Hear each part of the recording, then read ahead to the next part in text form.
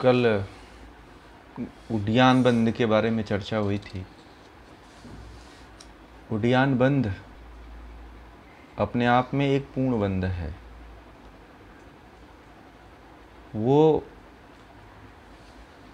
बंद जो है मूल बंद को भी लगाने में सक्षम हो जाता है उड्डयन बंद।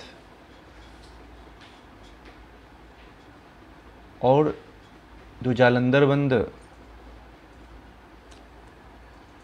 के बारे में आप लोगों ने जाना, जालंधर बंद भी जो है,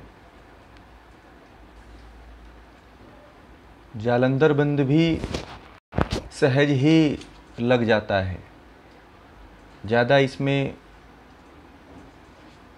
कार्य नहीं करना पड़ता है। बाकी जो उड्डयन बंद है और उससे ज़्यादा कार्य जो है मूल बंद में करना पड़ता है।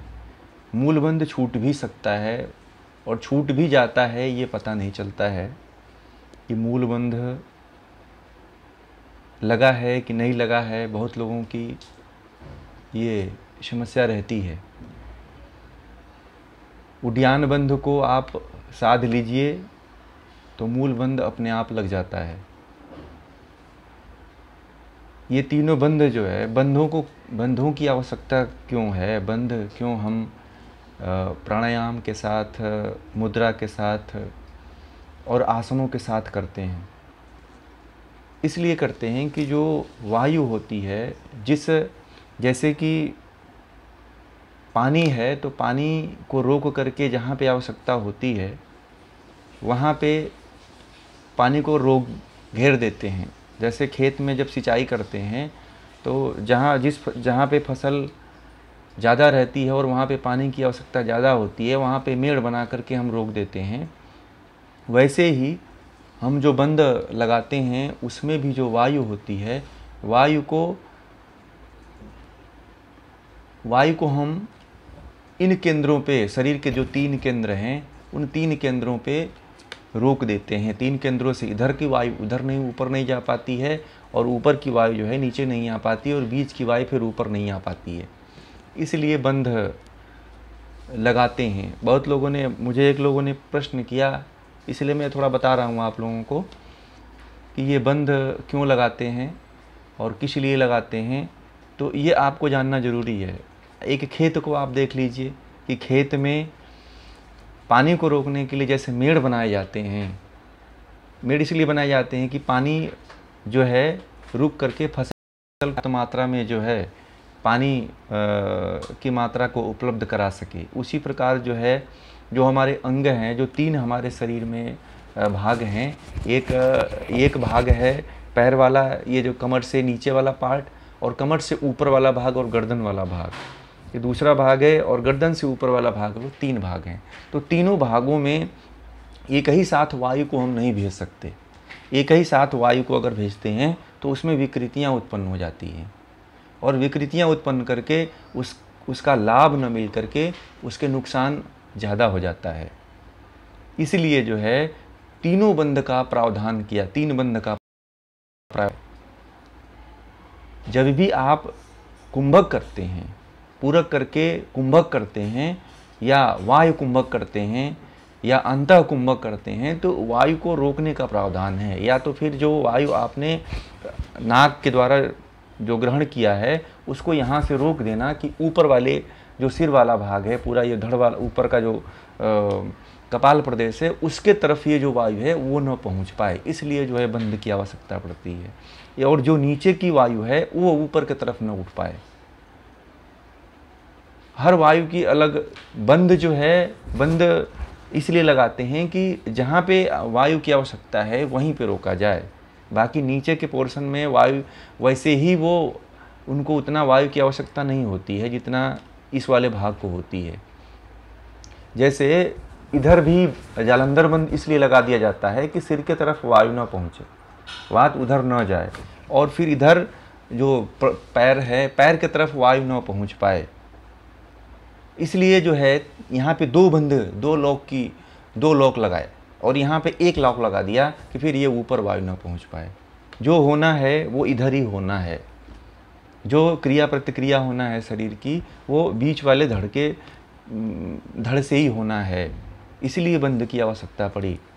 मुझे एक लोग शाम को पूछ रहे थे कि बंद क्यों लगाते हैं, तो इसके लिए आप यही समझ जाइए आप लोग।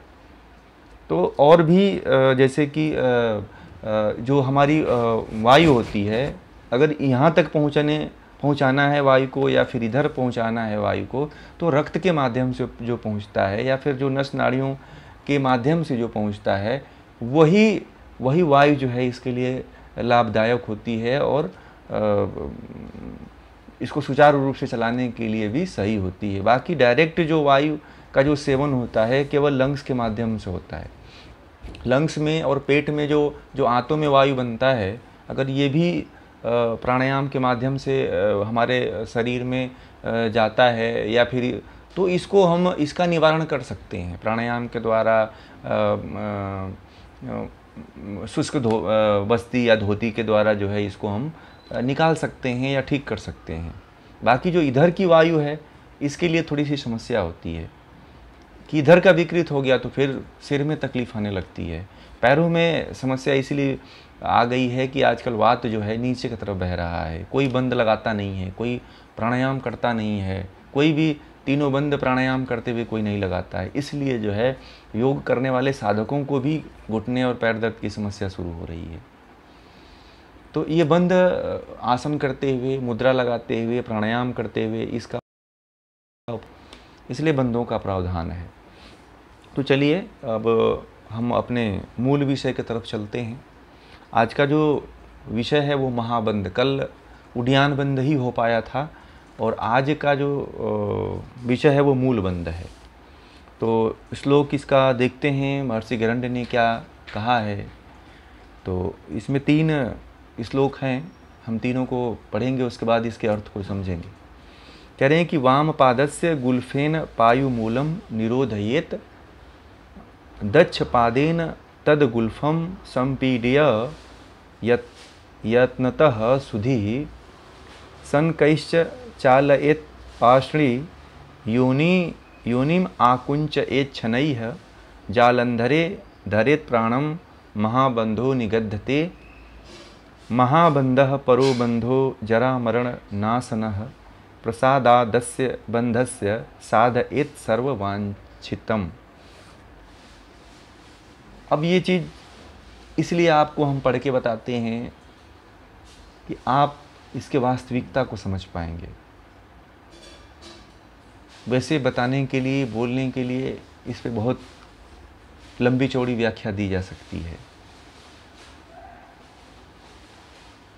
परंतु लंबी चौड़ी व्याख्या से ये हो जा रहा है या लेक्चर से ये हो जाता है कि जो मूल है, मूल से हट कर के जो ज्ञान दिया जाता है, ना ही वो जो पढ़ने वाले होते हैं, जो समझने वाले होते हैं, उनको अच्छी तरह से उनके कंसेप्ट में सेटअप हो पाता है, बैठ पाता है। और जैसे केवल व्याख्या करके, केवल अपने माध्यम से समझा देने से वो चीज़ नहीं हो पाता है। एक टीचर थे, एक विद्यार्थी हमें बता रहे थे कि वो आते हैं और केवल जो है उनके जो हमारे आपके बीच में जो चल रहा है, जो आसनों का और प्राणायाम का जो चलन चल रहा है, उसी चलन के बारे में खूब बढ़ा चढ़ा करके लेक्चर दे के विद्यालय में, संस्थान में चले जाते हैं और उन बच्चों को समझ में नहीं आता है। और जब वो परीक्षा में बैठते हैं या फिर उनसे कोई बात करता है या फिर कहीं प्रमाण देने की आवश्यकता आती है तो बच्चे वहाँ पे फेल हो जाते हैं। फिर जो किसी व्यक्ति का जो कथन होता है वो उस व्यक्ति के लिए ही होता है, सार्वभौमिक नहीं होता है। और ये जो ज्ञान है वो सार्वभौमिक है। आप भारत के किसी भी कोने में चले जाओगे तो आपको गैरण्य संहिता के जो मूल शास्त्र है उसी को प्रमाण माना जाएगा, उसी का प्रमाण मान करके कोई भी चीज़ लिखी जाएगी, कोई भी चीज़ बताई जाएगी, पढ़ाई जाएगी। इसलिए हम इसके मूल से आपको जोड़ करके लेके चलते हैं कि आप हमेशा जब भी बने रहोगे तो इसको पकड़ करके रखोगे। आप कहीं कोई आपको भटका नहीं सकता है, कहीं आपको इधर उधर कोई भ्रमित नहीं कर सकता है, कहीं आपको अब नई ज्ञान दे करके, नई विधि बता करके, नई परंपरा चला करके आपको उसमें फंसा नहीं सकता है। आजकल बहुत से ऐसे ढकोसले चल रहे हैं। इसलिए मूल से जुड़े रहेंगे, यथार्थ को समझेंगे आप, तो कोई आपको भ्रमित नहीं कर पाएगा, कोई आपको ठग नहीं पाएगा। अब योग के क्षेत्र में महाठग उत्पन्न हो गए हैं और ठगों की संख्या दिन प्रतिदिन बढ़ रही है। तो इसलिए जो है आप इसके मूल से जुड़िए, मूल को समझिए और मूल का प्रचार करिए। तो अब महाबंध में महर्षि गिरंड ये कह रहे हैं, इसके अर्थ को समझेंगे। वो कह रहे हैं कि बाएं पाँव की एड़ी से, पायु मूल मतलब गुह्य प्रदेश को कहा जाता है। पाय मूल मतलब होता है गुह्य प्रदेश, जो गुदा वाला भाग है या जननेंद्रिय वाला भाग है।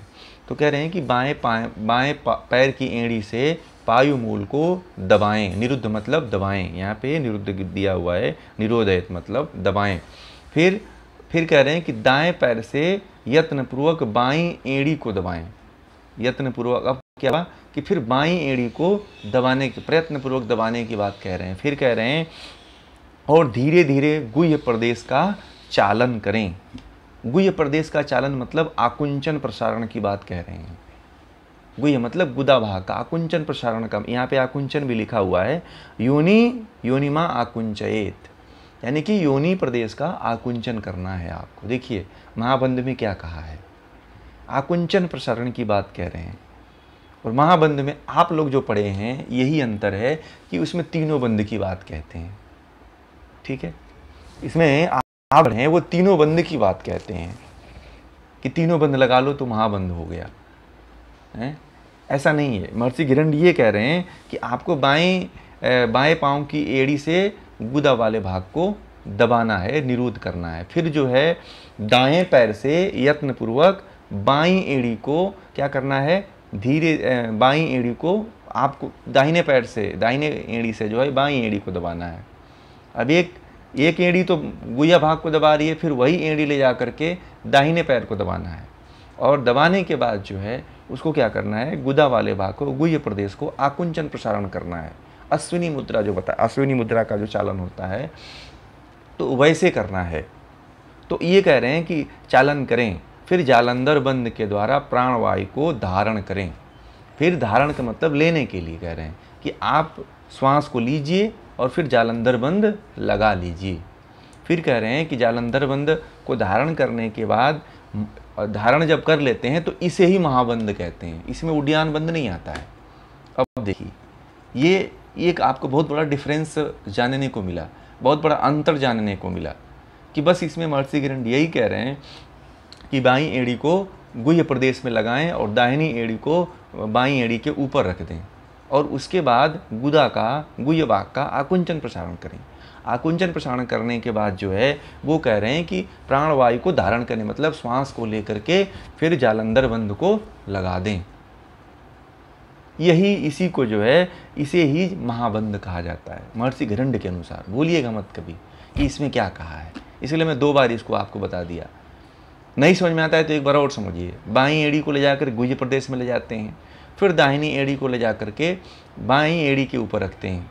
उसके बाद रखने के बाद गुदा प्रदेश का आकुंचन करते हैं, गुह्य प्रदेश का आकुंचन करने पर आकुंचन प्रसारण करने के बाद जो ऐसे आकुंचन प्रसारण करने के बाद जो है प्राण को धारण करना है, वायु को यानी कि पूरक करना है। पूरक करने के बाद ये जो दाढ़ी ठोड़ी है इसको हृदय कंठ में या फिर हृदय प्रदेश में लगा लेना है। तो इसे ही कह रहे हैं कि इसे ही महाबंध कहा जाता है। और जो आप महाबंध पढ़े हैं, जो आपको महाबंध पढ़ाया जाता है उसमें काफ़ी भिन्नता है, इसको ध्यान रखिए। बहुत काफ़ी भिन्नता आपको यहाँ पे जानने को मिली। मैंने बहुत से विद्यार्थियों से, बहुत से जो योग करते हैं, मैंने उनसे सभी से इसके बारे में जानने का प्रयत्न किया। वो इसके बारे में नहीं बात करते हैं, वो तीनों एक साथ लगाने की बात कहते हैं। वो ये कहते हैं कि जालंधर बंद लगा लो, श्वास को बाहर कर दो, वायु कुंभक करके जो है मूलबंद और उड्डयन बंद लगा करके ऐसे करते हैं लोग। और इसमें क्या है, अंतः कुंभक लगाने की बात कर रहे हैं, आंतरिक कुंभक लगाना है और केवल जालंधर बंद लग रहा है। इसमें मूल बंद नहीं लग रहा है, क्योंकि जब गुदा का आकुंचन प्रसारण हो रहा है तो मूल बंद तो लगने की कोई संभावना ही नहीं है। ये चीज़ आप लोगों को जानना है, इसके महाबंध के विधि को, लाभ को। अब आगे इसके लाभ को हम समझेंगे कि इससे क्या लाभ होते हैं। तो वो ये कहते हैं कि फिर महाबंध दूसरे बंद की तरह जरा मरण का नाश करता है। ये भी जरा मरण का नाश करने वाला, यानी कि जो बुढ़ापा है और मृत्यु है इसका वो नाश कर देता है, जो जालंधर महाबंध होता है। और फिर कह रहे हैं कि इस बंद के प्रसाद से सभी इच्छाएं पूर्ण हो जाती हैं, यानी कि इसमें प्रसादस्य बंधस्य साधयेच्छत् सर्ववांछितम, यानी कि सभी तरह की जो इच्छाएं होती हैं, जो भी लौकिक इच्छाएं व्यक्ति चाहता है, जिसको पूरा करना चाहता है, वो सभी इच्छाएं पूरा हो जाती हैं। पर ये ध्यान रखिएगा कि जब भी आप योग साधना कर रहे हैं, योग साधना में आप की इच्छा जो है ना, किसी के साथ गलत कार्य करने के लिए नहीं होनी चाहिए। जब आप साधना करें और जब आप सिद्धि में पहुँचें तो उस सिद्धि का जो है कभी गलत उपयोग मत करिए। आप मूलबंध सिद्ध करके और आप के अंदर ही ऐसा सिद्धि प्राप्त हो गई है कि आप जो चाहते हैं वो आपको मिल जा रही है, तो कभी आप तामसिक वृत्तियों की इच्छा मत करिएगा।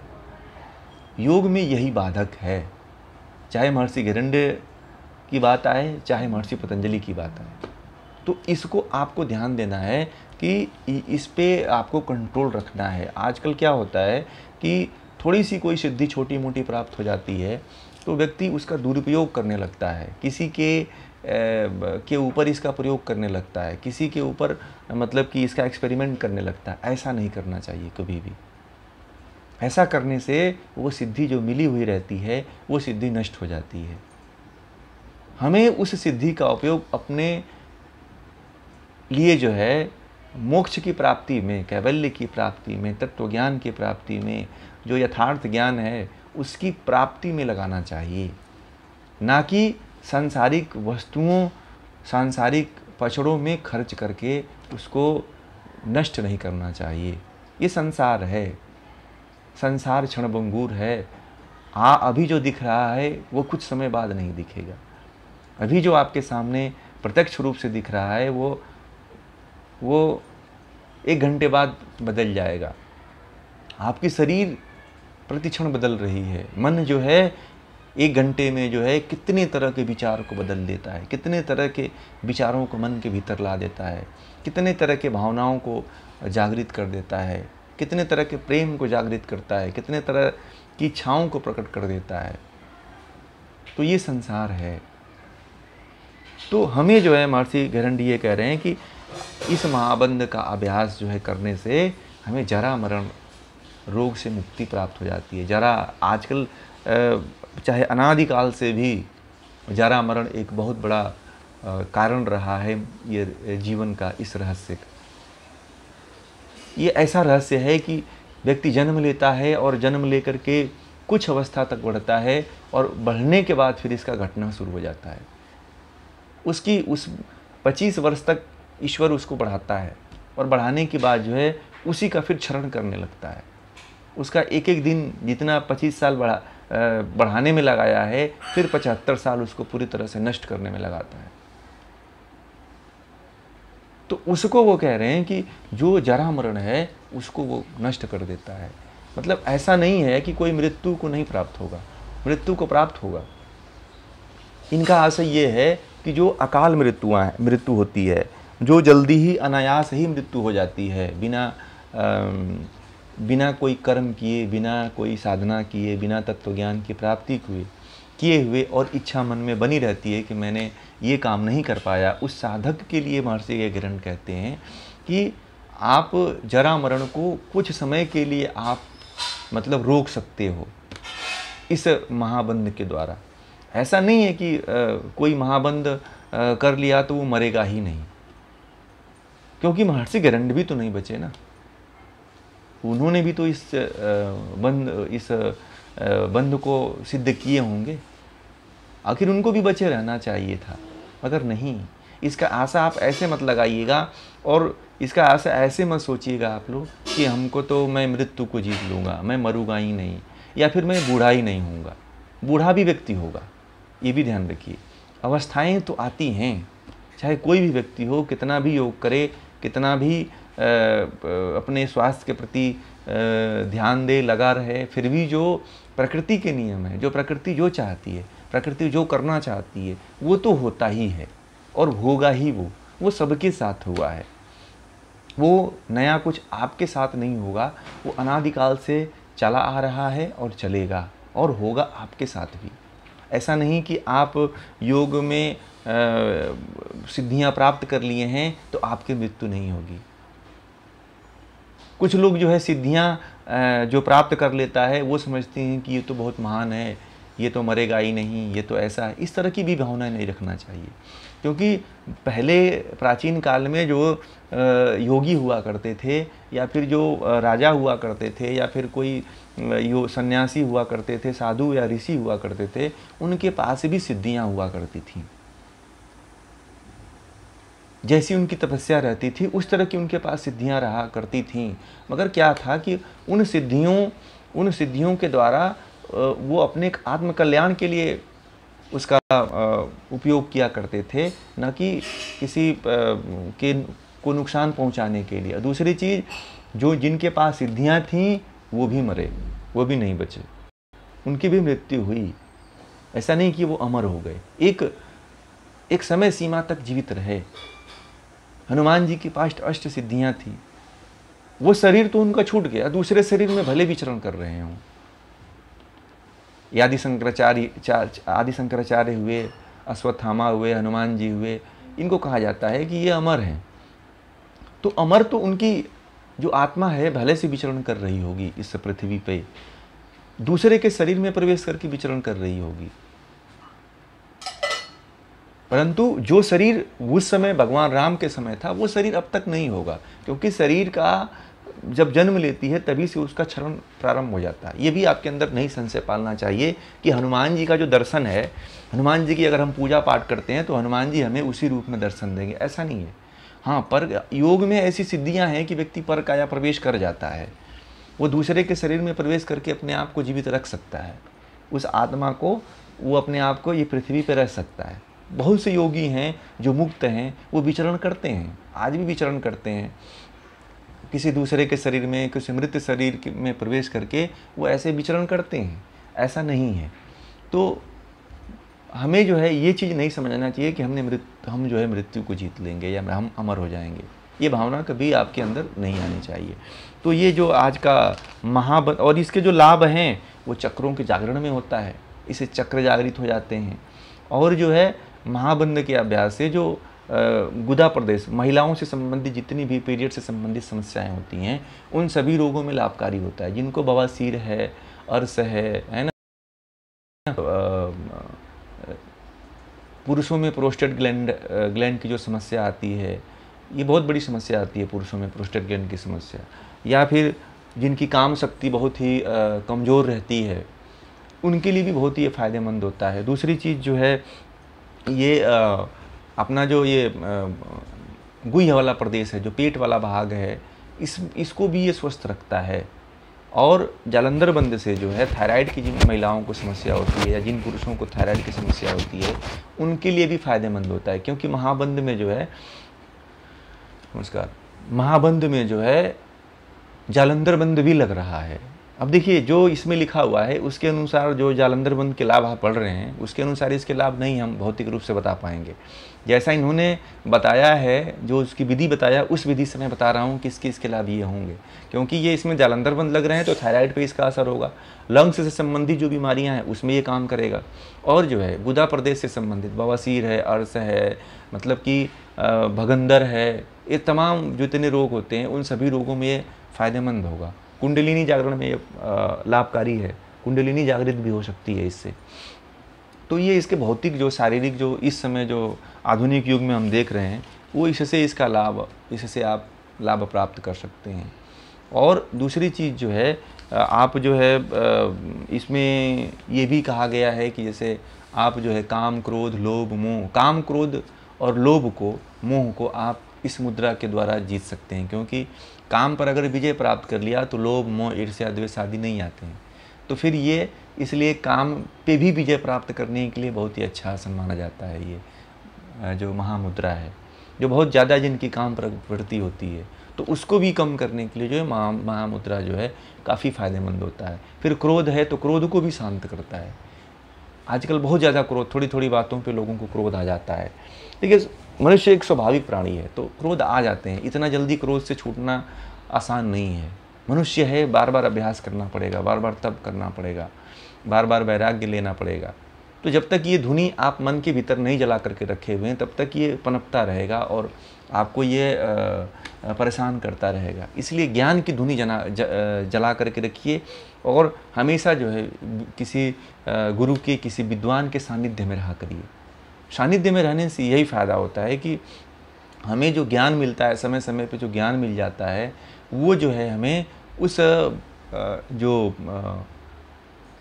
कुमार्ग होते हैं, जो भटकाने वाले रास्ते होते हैं, जो हमें अज्ञानता की तरफ ले जाने वाले होते हैं, जो हमें हमारे रास्ते से भटकाने वाले होते हैं, उससे हम भटकने से बच जाते हैं। इसीलिए सत्संग की ज़रूरत है। जीवन में आप 24 घंटे अपने, कभी भी ये ध्यान रखिए कि कभी भी 1 घंटे जो है अपने लिए निकाला करिए। अपने लिए यही है कि अपने आत्मिक उन्नति के लिए, अपने इंटरनल जो वृत्तियाँ हैं, उन वृत्तियों को शांत करने के लिए 1 घंटा आपके लिए होना चाहिए, जहाँ पे आप ज्ञान को ग्रहण कर सकें, ज्ञान ले सकें और उस ज्ञान के द्वारा अपना उद्धार कर सकें। अपने स्वास्थ्य के लिए निकालिए, अपने ज्ञान के वर्धन के लिए निकालिए। ये 2 चीज़ तो जीवन में पर्याप्त हो, मतलब हर व्यक्ति को अनिवार्य करना चाहिए, चाहे स्त्री हो चाहे पुरुष हो। ये आपके पास है तो दुनिया में किसी भी चीज़ को आप प्राप्त कर सकते हैं। ये नहीं है तो फिर आपका जीवन मनुष्य जीवन नहीं है, फिर वो पशु जीवन है। आप में और पशु में कोई फिर अंतर नहीं रहेगा। जिस व्यक्ति के जीवन में जो है, अभी आपने क्रिया योग पढ़ा, जिस व्यक्ति के जीवन में स्वाध्याय नहीं होता है, सानिध्य नहीं होता है, सत्संग नहीं होता है, या फिर ज्ञान नहीं होता है, या स्वास्थ्य और ज्ञान जिसके जीवन में नहीं है, वो व्यक्ति फिर पशु की कैटेगरी में आता है। और दूसरे के लिए जीना भी एक मनुष्यता है। आप अपने लिए मत जिए, दूसरे के लिए भी। मैं अभी आज एक वेदों का मंत्र था, मैं उसको पढ़ रहा था, तो उसमें था कि मनुष्य वही है जो जैसे आप अपना भला चाहते हैं, वैसे दूसरे का भला चाहिए। तो उसी को कहा गया है कि वही मनुष्य है, वही मनुर्भवः। कहा गया है कि मनुष्य मनुष्य बने। तो मनुष्य तभी बन सकता है जब अपना कल्याण करते हुए दूसरे का भी कल्याण सोचें, तभी उसी को मनुष्य कहा जाता है। हमसे फिर ऊंचा हो जाता है। जो केवल अपना कल्याण चाहता है, वो मनुष्य की कैटेगरी में नहीं आता है। वेदों का मंत्र है ये, यजुर्वेद का मंत्र है, उसमें ऐसा वर्णन है कि मनुर्भव, मनुस्मृति में भी आती है कि मनुष्य मनुर्भव, वेदों में आता है मनुर्भव। तो मनुर्भव तभी होता है जब अपने कल्याण के साथ साथ दूसरे का भी कल्याण करने की सोचें। कल्याण ये है कि किसी को धन दे करके आप एक वक्त उसे खिला सकते हो, ज्ञान दे करके उसके जीवन को सुदृढ़ कर सकते हो। आप पूरे जीवन को आप उसको मतलब ऐसा लाइफ टाइम रिचार्ज उसको दे दिए हैं। आप फिर प्रीपेड अकाउंट में कुछ समय के लिए, कुछ महीने के लिए रिचार्ज मत करिए। आजकल कुछ महीने के लिए लोग ज़्यादा रिचार्ज करते हैं, किसी को खाना खिला देते हैं, किसी को कुछ दे देते हैं, तो समझते हैं कि उसका पूरा जीवन कट जाएगा। ये नीरा मतलब मूर्खता है और ये एक बहुत बड़ी भूल है।